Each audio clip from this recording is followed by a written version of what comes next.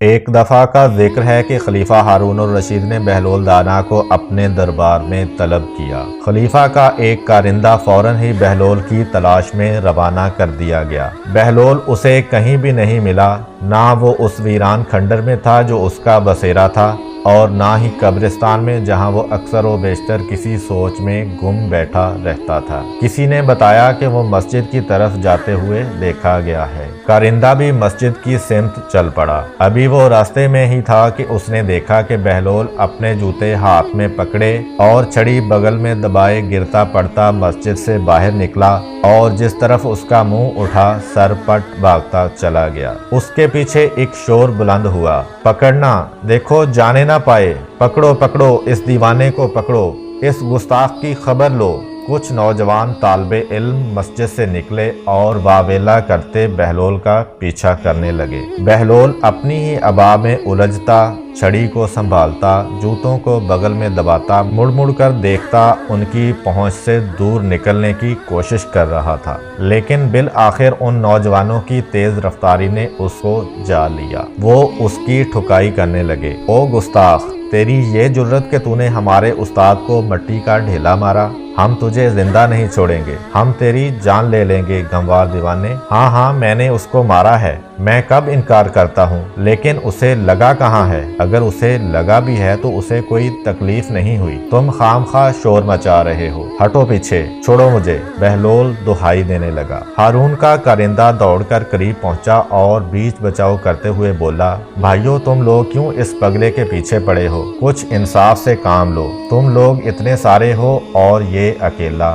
آخر ہوا کیا ہے؟ یہ پوچھیں کہ کیا نہیں ہوا؟ اس دیوانے نے ہمارے استاد محترم امام ابو حنیفہ کو مٹی کا ڈھیلا دے مارا ہے جو ان کی پیشانی پر لگا، ہم اس کو ہرگز نہیں چھوڑیں گے۔ وہ پھر بہلول کے گرد ہو گئے۔ ہارون کے کارندے نے انہیں روک دیا، مگر ہوا کیا تھا؟ کیا ان کے ساتھ بہلول کا کوئی جھگڑا ہوا تھا؟ ایک طالب علم بولا، کیا بات کر رہے ہیں آپ؟ ہمارے استاد محترم کی شان اس سے بالا تر ہے کہ وہ اس جیسے کے ساتھ جھگڑا کریں۔ وہ تو ہمیں معمول کے مطابق درس دے رہے تھے کہ یہ کم بخت نہ جانے کہاں سے نمودار ہو گیا اور ان کی پیشانی پر ڈھیلا کھینچ مارا۔ آپ درمیان سے ہٹ جائیں، یہ پاگل ہے یا دیوانہ؟ آج تو ہم اس کو ایسا سبق سکھا کر چھوڑیں گے کہ سارا پاگل پن بھول جائے گا۔ ایک لڑکے نے اپنی بات ختم کر کے پھر بہلول کی طرف دیکھ کر دانت کچکچائے۔ کیوں بہلول، کیا یہ لڑکے ٹھیک کہہ رہے ہیں؟ کارندے نے بہلول سے پوچھا۔ ہاں، میں نے اس کو مارا ہے، مگر اسے لگا تو نہیں، نہ ہی اسے کوئی تکلیف ہوئی ہے، پوچھ لو اس سے۔ میرے پیچھے کیوں پڑے ہو؟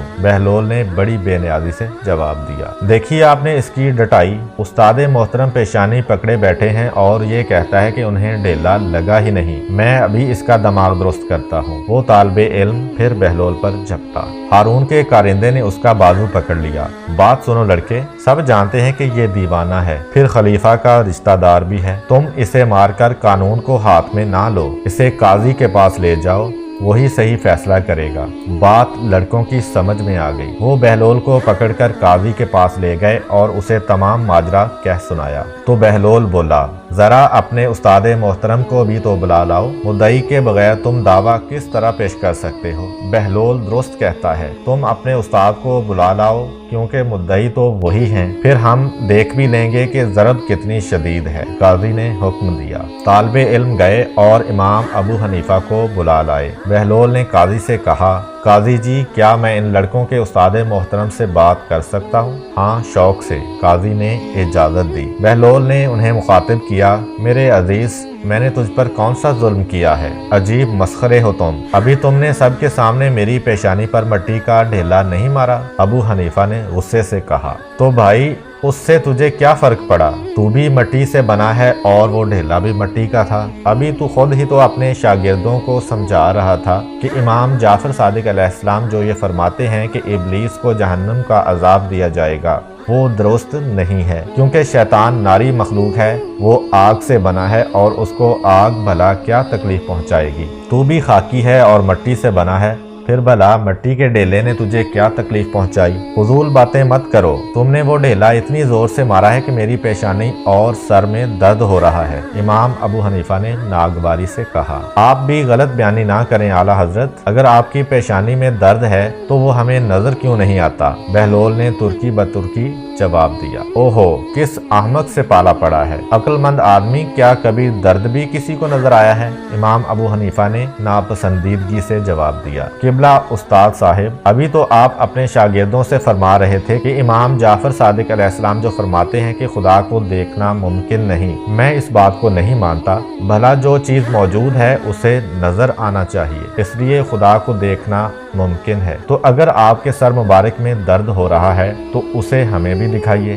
बहलोल ने शगुफ्तगी से कहा। इमाम अबू हनीफा जिच हो गए और काजी से बोले, काजी साहब, ये दीवाना तो यूं ही इधर उधर की हाँक रहा है, इसने सबके सामने मुझे पत्थर मारा है, आप गवाहियां लेकर इसे सजा दें और कार्रवाई खत्म करें। या हजरत, अगर मुझ नाचीज ने आपको मिट्टी का ढेला मार भी दिया है तो इसमें मुझ दीवाने की क्या तकसीर? अभी आप ही तो अपने शागिर्दों से फरमा रहे थे कि आपको इमाम जाफर सादिक अलैहिस्सलाम के इस कौल से भी इख्तलाफ है कि वो फरमाते हैं अच्छा या बुरा काम करने वाला खुद उसका जिम्मेदार है और इसके लिए जवाबदेह है, जबकि आप फरमाते हैं कि हर फेल अल्लाह की तरफ से होता है और बंदा इसका जिम्मेदार नहीं। इस लिहाज से ढेला मैंने आपको नहीं मारा, ये काम तो खुदा ने मुझसे करवाया है। अब भला मैं इस काम के लिए सजा का मुस्तहिक किस तरह ठहरा जो मैंने किया ही नहीं? खुदारा काजी साहब, आप ही इंसाफ कीजिए। इमाम अबू हनीफा लाजवाब से हो गए। काजी जो दोनों की दिलचस्प बहस से महसूस हो रहा था बोला,